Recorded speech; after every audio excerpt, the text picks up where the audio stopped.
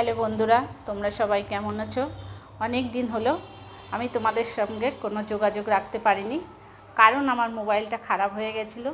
সেই জন্য আমি অনেক দুঃখিত। আমি আবার রান্নাঘরে ফিরে এসেছি। তোমরা আমার সঙ্গে থেকো।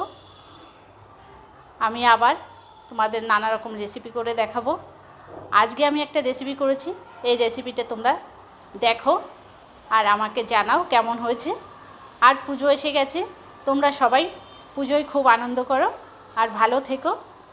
আর আমার এই চ্যানেলটাকে সাবস্ক্রাইব করে দিও।